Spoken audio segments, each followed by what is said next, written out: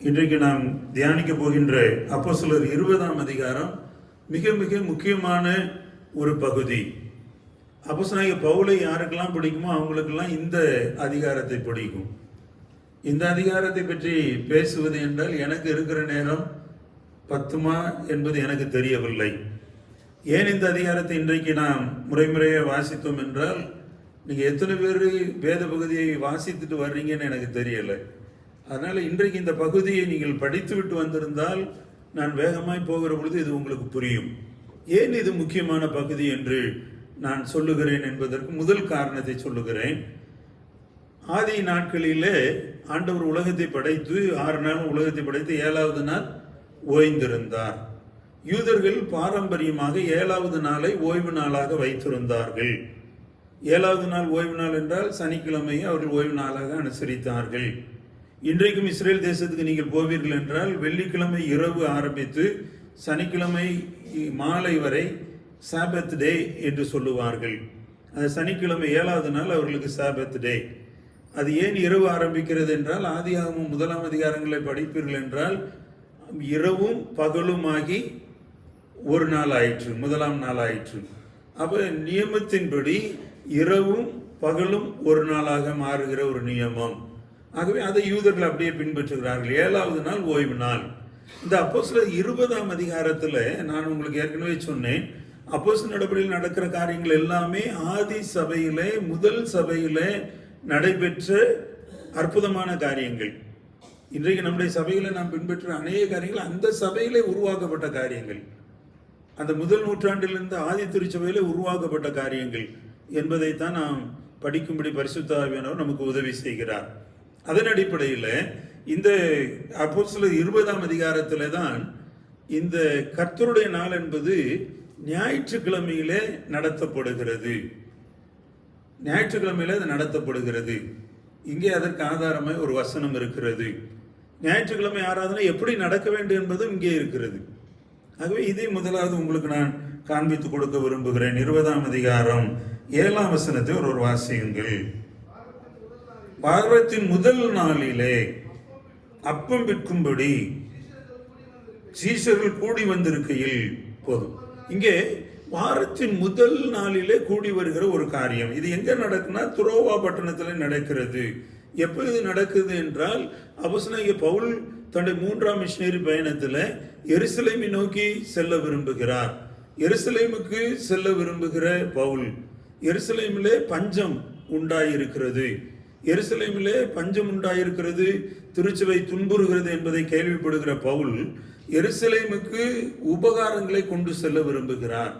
ஆகவே இருக்கிற எல்லா சபைகளிலும் இவர் சந்தித்த புறஜாதியான மக்களுடைய சபைகளை இவர் உருவாக்கினாரே, அந்த சபைகளிலிருந்து உதவிகளை பெற்று எருசலேமுக்கு செல்ல விரும்புகிறார். ஆகவே இவர் அந்த செய்தியை இவரால் ஸ்தாபிக்கப்பட்ட சபைகளுக்கு சொல்லி அனுப்புகிறார். அப்போ எல்லாரும் அங்கிருந்து உபகாரங்களை கொண்டு வருகிறார்கள். இங்கே ஒரு பெரிய பட்டியல் கொடுக்கப்பட்டிருக்கிறது பாருங்க. நீங்கள் 3ஆம் 4ஆம் வசனங்களை படிக்கிறப்போ எந்தெந்த ஊர்ல இருந்து யார் யார் வந்தார்கள் என்கிற வசனத்தை வாசித்தீர்கள். இப்படி நிறைய பேர் அங்கங்கே இருந்து வந்து பவுல் எருசலேமுக்கு செல்லுகிற பொழுது சபைக்கு பணத்தை கொண்டு செல்லும்படி இவர்கள் பணங்களை சேகரித்து கொண்டு வந்து பவுலுடைய கரங்களை கொடுக்கிறார்கள். பவுல் தன் பிரயாணத்தை தொடர விரும்புகிறார், கப்பல் வழியாய் போக விரும்புகிறார். ஆனால் இங்கே இந்த 2ஆம் வசனத்தில் பார்த்தீங்கன்னா, அவங்க யூதர்கள், 3ஆம் வசனம், யூதர்கள் அவனுக்கு தீமை செய்யும்படி ரகசியமான யோசனை கொண்டிருந்தபடியால். யூதர்கள் ஒரு யோசனை பண்றாங்க. என்ன யோசனை? ரகசியமான யோசனை. என்ன? பவுலை கொன்று விடுவது, பவுலை கொலை செய்து விட வேண்டும். ஆகவே பவுல் என்ன பண்றாரு? கப்பல் பயணத்தில் போனா நம்மளை கொன்றுவாங்க. ஆகவே அவர் கப்பல் பயணத்தில் செல்லாமல் அவர் கரை வழியாக அவர் பயணிக்க ஆரம்பிக்கிறார். அவர் சாலை வழியாக பயணிக்க ஆரம்பிக்கிறார். அப்ப இவங்கெல்லாம் அவருக்கு வழித்துணையாக ரொம்ப தூரத்துக்கு போறாங்க. போய் துரோவா பட்டணத்துல வந்து 7 நாள் அங்கே தங்குகிறார்கள். 7 நாள் தங்குகிற பொழுது வாரத்தின் முதல் நாளில், இந்த வாரத்தின் முதல் நாள் என்பது இன்றைக்கு நாம் அனுசரிக்கிற ஞாயிற்றுக்கிழமை. ஏன் வாரத்தின் முதல் நாள்? வாரத்தின் முதல் நாள் அனுசரணை எப்படி சபைக்குள்ள வந்தது என்றால், என்னை கேட்டால் சொல்லுவேன், ஆதி திருச்சபையில பவுல் அந்த நியமத்தை உண்டு பண்ணினார். வாரத்தின் முதல் நாள் அங்க அந்த வசனத்தை பாருங்க. முதல் நாள் சர்வீஸ் எப்படி நடக்கணும்ன்றத அவர் அங்க சொல்றாரு. முதல் நாளிலே அப்பம் விற்கும்படி சீஷர்கள் கூடி வந்திருக்கையில், அப்பம் விற்கும்படி கூடி வருகிறார்கள். ஒரு ஆராதனை என்றால் ஆராதனையில என்ன இருக்கணும்ன்றதே இங்க சொல்றாரு. முதல் நாள் அப்பம் விற்கும்படி கூடி வந்தார்கள், அவர்கள் அப்பம் விற்கும்படி கூடி வருகிறார்கள். பவுல் மறுநாளிலே புறப்பட வேண்டும் என்று இருந்து அவர்களுடனே சம்பாஷித்து நடுராத்திரி மட்டும் பிரசங்கித்தான். பாருங்க, இங்க என்ன நடக்குன்னா, இவங்க கூடி வருகிற பொழுது ஒரு இடத்துல கூடி வருகிறார்கள் வாரத்தின் முதல் நாளில். அப்ப ஞாயிற்றுக்கிழமை கர்த்தருடைய நாள் என்பது, ஞாயிற்றுக்கிழமை ஆராதனை என்பது வாரத்தின் முதல் நாள் இயேசு உயிர்த்தெழுந்தது. இந்த நாளை, இயேசு உயிர்த்தெழுந்த அந்த நாளை இவர்கள் அப்பம் விற்கும் நாளாய் அனுசரிக்க முடிவு செய்தபடியினால பவுல் அதை நிறைவேற்றுகிறார். அப்ப அந்த ஞாயிற்றுக்கிழமை அவங்க கூடி, வாரத்தின் முதல் நாளில் கூடி அவர்கள் தேவனை தொழுது கொள்ளுகிறார்கள். ஒரு ஆராதனையில என்ன இருக்கணும்ன்றத பவுல் இங்கே சொல்லுகிறார். என்ன சொல்றாருன்னா, அவர் அவர்களுடனே சம்பாஷித்து நடுராத்திரி மட்டும் பிரசங்கித்தான். பவுலுடைய பிரசங்கத்தை பாருங்க, எதுவரைக்கும் பிரசங்கம் பண்ணாரா? நடுராத்திரி மட்டும், நடுராத்திரி மட்டும் பிரசங்கிக்கிற ஒரு காரியத்தை பவுல் செய்கிறார். நடுராத்திரி மட்டும் பிரசங்கித்தார். இன்றைக்கு நம்ம சபைகளில் என்ன விதமாக ஆராதனை இருக்கு கொஞ்சம் யோசித்து பாருங்க. ஆராதனைகளில் ஆட்டம் பாட்டம் அதிகமாகி விட்டது. ஆட்டம் பாட்டத்துக்கு இடம் அதிகம் கொடுத்து செய்தி 10 நிமிஷம் இருந்தால் போதும், 15 நிமிஷம் இருந்தால் போதும்னு நம்முடைய ஆராதனைகள் உள்டாவா இருக்கு. இல்லை, இங்கே செய்தி நடுராத்திரி வரைக்கும் பேசுறாரு. ஒருவேளை ஈவினிங் ஒரு 7 o'clock ஆரம்பிச்சிருப்பாங்கன்னு வைங்களேன், நடுராத்திரி வரைக்கும் நான் எத்தனை மணி நேரம் நடந்திருக்கு? குறைஞ்சது ஒரு 5 hours, 12 மணி வரைக்கும் அவர் பேசியிருக்கிறார். நடுராத்திரி வரை அவர் பிரசங்கித்து கொண்டு இருந்தார். அப்ப பவுல் அடுத்த நாள் பிரயாணம் பண்ண போறாரு. சொல்ல வேண்டியது நிறைய இருக்கு. அவர் சொல்லிக்கொண்டே இருக்கிறார். அவர்கள் அந்த இடத்துல கூடி வந்திருக்கிற பொழுது நீங்க பாத்தீங்கன்னா, பவுலுடைய பிரசங்கத்தை கேட்டு மேல் வீட்டில் உட்கார்ந்து கேட்டுக்கொண்டிருந்த ஒரு பையன் கீழே விழுந்து மரித்து போகிறான். வாலிபன் ஐத்திகு, இவன் கீழே விழுந்துட்டான உடனே சவுண்டு போகுது. அப்ப பவுலுடைய பிரசங்கத்திலையும் தூங்குறதுக்கு ஆள் இருந்தாங்க. இன்னைக்கு கூட பாருங்க, நிறைய நேரம் நான் பார்த்துருக்கேன், உயிரை கொடுத்து சவுண்டை பிரசங்கம் பண்ணிக்கிட்டு இருப்போம். ஆனால் அங்கே ஒருத்தர் 2 பேர் தூங்கிட்டு தான் இருப்பாங்க. ஆனால் நான் இந்த 2 வருடங்களை நீங்கள் என்னைக்கா கவனிச்சிருக்கீங்களா? தூங்குறவங்க ஒரு அல்லையிலையா சொல்லுங்க நான் சொல்கிறதே கிடையாது. தூங்குனா நிம்மதியாக தூங்கட்டும், பரவாயில்ல. என்ன நிறைய ரீசன் இருக்கும். வீட்டில் ரொம்ப பிரச்சனை, தூக்கமே இல்லாமல் இருந்திருக்கும். ராத்திரி காலையில் 9 மணிக்கு உட்கார்ந்த உடனே அப்படியே தலை குளிச்சுட்டு அதுக்கு இந்த சில்லு காற்று பட்ட உடனே ஒரு தூக்கம். அப்பா, நிம்மதியாக ஒருத்தர் தூங்குறாங்க, ஆண்டவரே தோத்துறோன்னு நான் சொல்லுவேன் ஒழிஞ்சு, பக்கத்தில் இருக்கவங்க கொஞ்சம் தட்டி அவங்களை எழுப்பேன் அப்படின்னு சொல்கிறதே கிடையாது. ஒரு சிலருக்கு ஒரு நோய் இருக்கும். இப்போ நம்ம சர்ச்சில் கூட ஒரு ஐயா இருக்கார், சும்மா அப்படி உட்காந்துருந்தா தூங்கிடுவார். ஐடியெல்லாம் சும்மா இப்படி கையை கட்டி உட்காந்துருந்தாருன்னா 2 நிமிஷம் உட்காந்தா போதும், 3ஆவது நிமிஷம் நல்லா தூங்கிடுவார். இப்படி நிறைய பேர் இருக்காங்க. அதனால தூங்குறவங்களை பார்த்து ரொம்ப தொல்லை பண்ணுறதெல்லாம் கிடையாது. ஒரு சில பிரசங்கியார் அப்படி இருப்பாங்க, தூங்குறவங்களை எழுப்பி விட்டு பிரசங்கம் பண்ணணும். நான்லாம் அப்படி நினைக்கிறதே இல்லை. என் பிரசங்கத்தில் நீங்கள் தூங்குறீங்கன்னா நான் உங்களை குறித்து சந்தோஷப்படுவேன், பரவாயில்ல, ஒரு நல்ல ஆத்மா இங்கே தூங்கிக்கிட்டு இருக்க நிம்மதியா என்று. இங்கே பவுலுடைய பிரசங்கத்தை கேட்டு தூங்கியிருக்காங்க. அதுதான் மேட்ரு. தூங்கி கீழே விழுந்தவன் மரித்து போனான். பவுல் போய் ஜெபம் பண்றாரு. பாருங்க, ஒரு ஆராதனையில உயிர்ப்பிக்கும் வல்லமை காணப்பட வேண்டும். ஒரு ஆராதனையில என்ன இருக்கணும்ன்றதை இங்க காமிச்சுக்கிட்டு இருக்கிறாரு. ஒரு ஆராதனையில ஆண்டுடைய வார்த்தைக்கு முக்கியத்துவம் இருக்கணும். ஆண்டுடைய வார்த்தை தான் உங்களையும் என்னையும் உயிர்ப்பிக்க முடியும். ஆண்டுடைய வார்த்தை தான் செத்து போன உளுந்து போன நம்முடைய விசுவாசத்தை, நம்பிக்கையை கட்டி எழுப்ப முடியும். ஆண்டுடைய வார்த்தைக்கு தான் பலன் இருக்கு. ஆண்டுடைய வார்த்தை மையப்படுத்தப்பட வேண்டிய எந்த சபையில ஆண்டுடைய வார்த்தை முக்கியப்படுத்தப்படுகிறதோ, எங்கே ஆண்டுடைய வார்த்தை மையப்படுத்தப்படுகிறதோ அங்கே தேவன் அசைவாடுவார். அப்படி உயிர்ப்பிக்கும் வல்லமை இருக்கும். நிறைய பேர் இந்த வசனத்தை விளக்குறதுக்கு சினிமாவில் டிவியில் பார்க்குற காமெடியெல்லாம் கொண்டு வந்து சொல்லுவாங்க. ஐ ஹேட் தம், அதை நான் அருவருக்கிறேன், அதை வெறுக்கிறேன். இது ஜீவனுள்ள வார்த்தை. பொய்யாய் நடைபெறுகிற ஒரு சில காரியங்களை கொண்டு வந்து இந்த வார்த்தையை உறுதிப்படுத்த வேண்டும் என்பது தேவையே கிடையாது. இந்த வார்த்தையா சொன்னா போதும், இது உயிர்ப்பித்து விடும். இதுல வல்லமை இருக்கிறது, இதுல ஜீவன் இருக்கிறது. இது என் தேவனுடைய வார்த்தை. ஆமென். இதுல கலப்படம் பண்ண வேண்டிய அவசியம் இல்லை. இதை நிரூபிப்பதற்காக ஏதோ ஒன்று பொய்யா கொண்டு வந்து சொல்லணும்னு தேவையில்லை. ஏதோ நடைபெறாத ஒரு காரியத்தை சொல்லி மக்களை வசப்படுத்துவதற்காக இப்படிலாம் செய்யணும் என்பது கட்டாயம் கிடையவே கிடையாது. வசனத்தை வசனமா சொன்னா போதும் என்பது என்னுடைய கன்விக்ஷன். ஆகவேதான் நான் பிரசங்கம் பண்ற என் பிரசங்கத்துல வேதத்தை விட்டு வெளியே போகிறதே கிடையாது. இதை பிரசங்கிக்கவே எனக்கு நேரம் இல்லை. இதுல தூங்குறவங்களை எழுப்புறதுக்கு ஒரு கதையை சொல்லி ஒரு காமெடியை சொல்லி உங்களை சிரிக்க வச்சு அது தேவையில்லை. நீங்க இங்க வருகிற நேரம் சிந்தித்தா போதும். சிரிக்கிறதுக்கு நீங்க காமெடியை பார்க்கறதுக்கு எவ்வளவு நேரம் இருக்கு.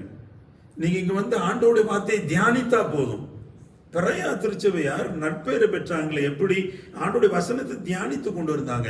அப்ப ஆதி திருச்சபை, அன்றைக்கு ஏற்படுத்தப்பட்ட 1ஆம் நூற்றாண்டில் இருந்த திருச்சபை தேவ வசனத்தை தியானிக்கிற சபையா இருந்துச்சு. தேவ வசனத்துக்கு முக்கியத்துவம். இந்த ஞாயிற்றுக்கிழமையில இவர் அங்க கொண்டு வந்த அந்த முறைமையில காணப்படுகிற பகுதி உயிர்ப்பிக்கும் வல்லமை, அப்பம் விற்குதல், அவனை உயிருள்ளவனாக கொடுத்து விட்டு அடுத்து இன்னும் நான் சொல்லுவேன்னா 11ஆம் வசனத்தை வாசிங்களேன். பின்பு ஏறி போய் அப்பம் விட்டு புசித்து விடியற் காலமும் வெகு நேரம் பேசி கொண்டிருந்து பின்பு புறப்பட்டு போனான். நடுராத்திரி வரைக்கும் பிரசங்கம் பண்ணாரு. அதுக்குள்ள ஐத்துக்கு கீழே விழுந்தாரு. வந்து அங்கே உயிர்ப்பிக்கிற வல்லமை வெளிப்படுகிறது.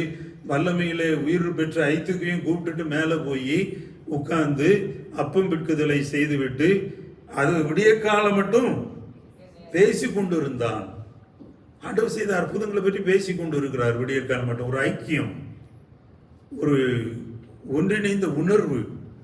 நேரம் போகிறது தெரியல. நடுராத்திரி முடிக்கணும்னு நினைச்சாரு, விடிய காலம் வரைக்கும் சர்வீஸ் போய்கிட்டு இருக்கு. ஆமென், ஹல்லேலூயா. இன்னைக்கு எத்தனை பேர் பவுலை போல ஊழியர்கள் வேணும்னு நினைக்கிறீங்க? நடுராத்திரி வரைக்கும் பிரசங்கம் பண்ற ஊழியர்கள். அன்றைக்கு இருந்த விசுவாசிகளை போல இன்றைக்கு விசுவாசிகள் உண்டா? நம்ம என்டர்டைன்மெண்ட்டுக்காக ஆலயத்துக்கு வருவது அல்ல. நாம் ஆவிக்குரிய வாழ்க்கையில ஈடேறுவதற்காக, பக்தி விருத்தி அடைவதற்காக, தேவனை தரிசிப்பதற்காக வருகிறோம் என்பதை நாம் மறந்து விடாமல் இருப்போம். நான் வேகமாய் கடந்து செல்லுகிறேன். இந்த அப்போஸ்தலர் 20ஆம் அதிகாரம் ரொம்ப ரொம்ப நல்ல அதிகாரம். அதைத்தான் நான் திரும்ப உங்களுக்கு சொல்ல விரும்புகிறேன். இன்னும் கொஞ்ச நேரத்தில் இந்த பகுதி அப்போஸ்தலர் 20 முழுவதும் முடிக்கணும். இப்போ 1லிருந்து 12 வரைக்கும் ஒரு பகுதி. அதில் தான் இந்த ஞாயிற்றுக்கிழமை ஆராதனையின் முறைமை வருகிறது.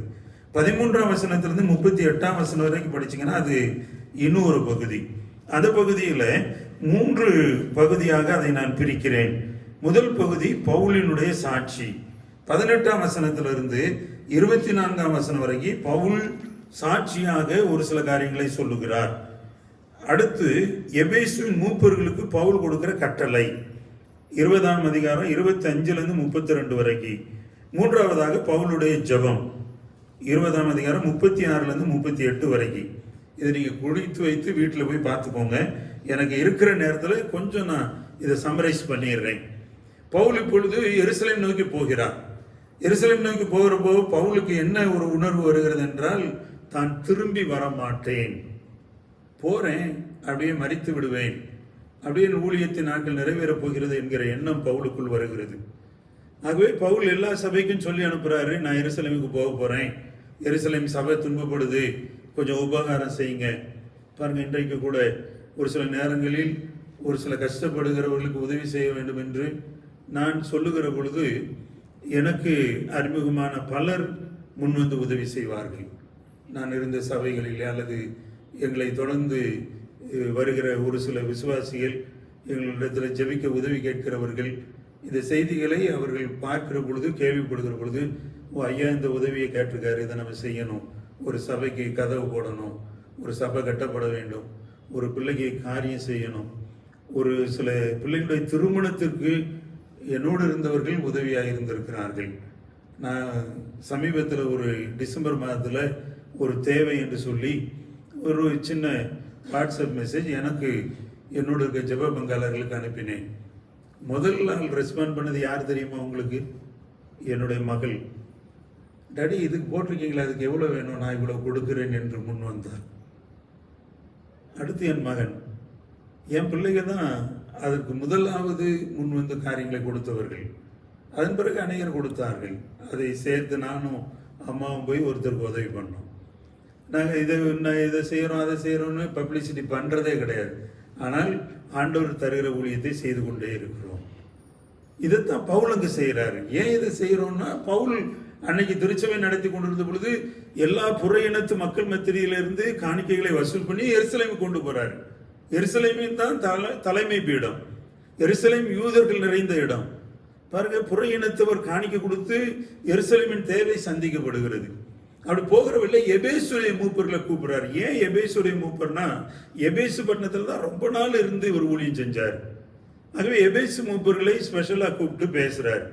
இந்த பகுதியில பவுலுடைய சாட்சியை குறித்து நீங்க வீட்டில் போய் படிச்சு பாருங்க. 18ஆம் வசனத்திலிருந்து பவுல் தன் சாட்சியை சொல்லுகிறார். அவர் சொல்றதெல்லாம் பார்த்தீங்கன்னா ரொம்ப நல்லா இருக்கும். அவர் சொல்றாரு, நான் ஊழியம் செய்ய தொடங்கினது முதல் மனத்தாழ்மையோடு கண்ணீரோடு எனக்கு எதிராக செய்யப்பட்ட தீமையான யோசனைகளை சோதனைகளோடு நான் கர்த்தரை சேவித்து ஊழியம் செய்தேன். பிரயோஜனமானவர்கள் ஒன்றை மறைத்து வைக்கல. தேவனத்துக்கு மனம் திரும்புகிற குறித்து விசுவாசத்தை குறித்து நான் உங்களுக்கு சாட்சியாக அறிவித்தேன். இப்படி நிறைய சொல்லிட்டு வர்றாரு. இந்த 18 இருந்து 24 வரைக்கும் வாசிங்கன்னா அவர் தான் கடந்து வந்து தன் சாட்சியை சொல்றாரு. அது மட்டும் இல்ல, திடீர்னு 33ஆம் வசனத்திலிருந்து 35 வரைக்கும் அவர் தன் சாட்சியை சொல்றாரு. 33ல இருந்து 35 பாருங்க. ஒருவனுடைய வெள்ளியை ஆகிலும் பொன்னை ஆகிலும் வஸ்திரத்தை ஆகிலும் நான் இச்சிக்கவில்லை. நீங்கள் அறிந்திருக்கபடி எனக்கும் என்னோடு கூட இருந்தவர்களுக்கும் வேண்டியவைகளுக்காக இந்த கைகளாலே வேலை செய்து இப்படி பிரயாசப்பட்டு பலவீனரை தாங்கவும் வாங்குறதை பார்க்கலும் கொடுக்கிறதை பாக்கியம் என்று கர்த்தராகிய இயேசு சொன்ன வார்த்தைகளை நினைக்கவும் வேண்டும் என்று எல்லா விதத்திலையும் உங்களுக்கு காண்பித்தேன். நானே செஞ்சேன், நானே கொடுத்தேன், நானே இதை செய்தேன் என்று தன்னை குறித்து சாட்சி சொல்லுகிறார்.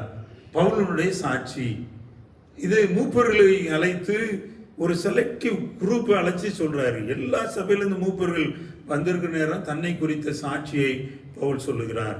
ஒரு ஊழியக்காரன் இப்படி சாட்சியுடையவனாய் இருக்க வேண்டும் என்பதை அங்கே போதிக்கிறார்.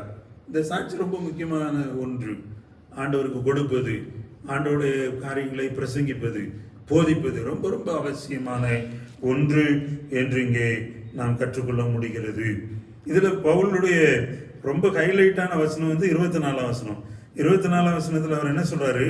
ஆகிலும் அவைகள் ஒன்றை குறித்து கவலைப்படேன், என் பிராணனையும் நான் அருமையாக எண்ணேன், என் ஓட்டத்தை சந்தோஷத்தோடு முடிக்கவும் தேவனுடைய கிருபையின் சுவிசேஷத்தை பிரசங்கம் பண்ணும்படிக்கு நான்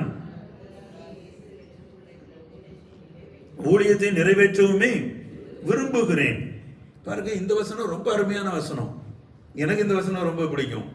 ஏனென்றால் 2008ஆம் ஆண்டு தந்தை பேர ரெசராஸ் இருக்கணவங்க ஹார்ட் ஆபரேஷன் பண்ணி அவர்கள் வெளியே வந்த பொழுது அவங்க வெளியே வந்து உட்கார்ந்து சொன்ன வசனம் இதுதான். இதுதான் என்னுடைய வாழ்க்கையின் மோட்டோன்னு அவங்க சொன்னாங்க. அவங்க சொன்ன வசனம் இந்த வசனம் தான். இதுதான் பவுல் சொன்னார். ஒன்றை குறித்து கவலைப்படேன், என் ஓட்டத்தை சந்தோஷத்தோடு முடிக்க தேவனுடைய கிருபையின் சுவிசேஷத்தை பிரசங்கம் பண்ணும்படி நான் பெற்ற ஊழியத்தை நிறைவேற்ற விரும்புகிறேன். இது என்ன கேட்டீங்கன்னா, எனக்கு இது மோட்டோ என்று நான் சொல்லுவேன். ஒவ்வொரு ஊழியக்காரன் இந்த வசனத்தை மோட்டோவாக வைத்திருக்க வேண்டும். இதற்காகத்தான் ஊழியம். இரண்டாவதாய் மூப்பர்களிடத்தில் ஒரு சில காரியங்களை ஒப்புவிக்கிறார். 25ஆம் வசனத்திலிருந்து மூப்பரிடத்தில் அவர் பேசுகிறார். 25லிருந்து 32 வரைக்கும் அந்த வேத பகுதியை நீங்கள் படிப்பீர்கள் என்றால் அங்க என்ன சொல்றாரு? நான் உங்களுக்குள்ளே சஞ்சரித்து தேவனுடைய ராஜ்யத்தை குறித்து பிரசங்கம் பண்ணதை கேட்டவர்களாகிய நீங்கள் எல்லாரும் இனி என் முகத்தை பார்க்க மாட்டீர்கள் என்று அறிந்திருக்கிறேன். பாருங்க, இதை சொன்ன உடனே அந்த மூப்பர்கள் எல்லாருக்கும் ஒரு கவலை வந்திருக்கும். ஐயோ, பவுல் இனிமே என்ன நீங்க பார்க்க மாட்டீங்கன்னு சொல்றாரு. இது ஒரு ஃபேர்வெல் அட்ரஸ் மாதிரி நான் பார்க்கிறேன். பவுல் பிரிவு விபச்சார நேரத்தில் சொல்லுகிற வசனமாக என்ன இனிமே காண மாட்டீர்கள். 26 தேவனுடைய ஆலோசனையின்படி ஒன்றையும் நான் மறைத்து வைக்காமல் எல்லாவற்றையும் உங்களுக்கு அறிவித்தபடியினாலே நான் உங்களுக்கு செய்த இந்த சுவிசேஷ ஊழியத்தை மேய்ப்பர்களாக மூப்பர்கள் செய்யணும்ன்றத சொல்றாரு. எப்படி? ஆகையால் 28ஆம் வசனம், உங்களை குறித்தும் தேவன் தம்முடைய சுயரத்தத்தினாலே சம்பாதித்துக் கொண்ட தமது சபையை மேய்ப்பதற்கு பரிசுத்தாய் உங்களை கண்காணிகளாக வைத்த மந்தை முழுவதையும் குறித்தும் எச்சரிக்கையா இருங்கள். மூப்பர்கள் மந்தை குறித்து எச்சரிக்கையா இருக்கணும். நேற்றைய தினத்துல நான் படிக்கிறப்ப நான் சொன்னேன், பாஸ்டருக்குன்னு இந்த வசனம், அது மாதிரி இது மூப்பர்களுக்கான வசனம். மூப்பர்கள் மந்தை குறித்து எச்சரிக்கையா இருக்கணும், மந்தை மேல கவனம் இருக்கணும். மந்தைக்கு நீங்கள் உங்களுடைய நன்னடக்கையினாலே சுவிசேஷத்தை பிரதிபலிக்கிறவர்களா இருக்கணும். அதை குறித்து இவர் இங்கே பேசுகிறார். மூன்றாவது பகுதி நான் சொன்னேன், அவருடைய ஜெபம். இவைகளை சொன்ன பின்பு 36 வசனம், அவன் முழங்கால் படியிட்டு அவர்களோடு கூட ஜெபம் பண்ணினான். அவர்கள் எல்லாரும் மிகவும் அழுது, என் முகத்தை இனி பார்க்க மாட்டீர்கள் என்று அவன் சொன்ன வார்த்தை குறித்து அதிகமாய் துக்கப்பட்டு பவுலின் கழுத்தை கட்டி கொண்டு அவனை முத்தம் செய்து கப்பல் வரைக்கும் அவனோட கூட போனார்கள். அவன் முழங்கால் படியிட்டு ஜெபிக்கிறான். சபை மூப்பர்கள் உடன் இருந்தவர்கள் அழுது அவனை கண்ணீரோடு அனுப்பி வைக்கிறார்கள். என் அன்புக்குரியவர்களே, இந்த 20ஆம் அதிகாரத்தை நீங்கள் வீட்டில் போய் திரும்ப ஒருக்கா படித்து பாருங்க. உங்கள்கிட்ட யாராவது 7வது நாள் சபையை சேர்ந்தவர்கள் கர்த்தருடைய நாளின் ஆராதனை முதல் நாள்னு யார் சொன்னதுன்னா இங்கே ஆதாரம் உண்டு. இன்றைக்கு நம்முடைய சபையினுடைய நடப்பிப்புகள் எல்லாமே இந்த ஆதி சபையில் அவர்கள் பின்பற்றின முறைமைகள் என்பதை மறந்து விடாதீர்கள். அப்படியே கண்களை மூடி, ஆண்டவரே நாங்கள் எங்களை ஒப்பு கொடுக்கிறோம் சுவாமி, இந்த நாளுக்காக நன்றி செலுத்துகிறோம். இந்த நாள் இந்த வார்த்தைகளை கேட்ட உடைய பிள்ளைகளுக்காக ஜெபிக்கிறோம். உடைய பிள்ளைகள் ஒவ்வொருவரையும் ஆசீர்வதிக்க சுவாமி. அவர்களோடு உடைய கிருபையில கரம் இருக்கட்டும். ஆண்டவரே, ஆதி திருச்சபையில செய்யப்பட்ட காரியங்கள் இன்றைக்கு எங்களுடைய சபைகளில் நடைமுறையாக இருக்கிறதே, அவை யாவும் அன்றைக்கு உன்னுடைய அப்போஸ்தலராலே உருவாக்கப்பட்டது என்பதை எல்லாம் நாங்கள் திட்டமாய் அறிகிறோம். அதற்காக நன்றி செலுத்துகிறோம். இன்றைக்கும் ஆண்டவரே, இந்த செய்தியை கேட்கிற உடைய பிள்ளைகள் ஒவ்வொருவரையும் கர்த்தர் அபரிதமாய் ஆசீர்வதிப்பீராக, அவருக்கு நன்மைகளை தருவீராக. உடைய பிள்ளைகளுடைய குடும்பங்களின் தேவைகள் சந்திக்கப்பட்டிருக்க நாங்கள் ஜெபிக்கிறோம். அதிசயத்தை காண பண்ணுங்க. உடைய நாமத்தை சொல்லி உடைய ஜனங்களை ஆசீர்வதிக்கிறோம். நன்மை கிருபை தொடரட்டும். உடைய பிள்ளைகளுக்கு சுபிட்சமும் சேமமும் எப்பொழுதும் உண்டாயிருக்கட்டும். ஆண்டவரே, உடைய பிள்ளைகள் இந்த திருவசனத்தின்படி ஆண்டவரே பலன் அடைந்து சாட்சிகளாய் ஜீவிக்க மூப்பர்கள் தங்கள் கடமைகளை நிறைவேற்ற விசுவாசிகளாக ஊழியக்காரனுக்காக ஜெபிக்க ஊழியக்காரனுடைய கரத்தை தாங்க உடைய பிள்ளைகள் கிருபை தாரும். தொடர்ந்து ஆசீர்வதியும் வழி நடத்தும் அற்புதம் செய்யும். இயேசுவின் நல்ல நாமத்தில் ஜெபிக்கிறோம் பிதாவே. ஆமென். ஆமென். God bless you. கர்த்தர் உங்களை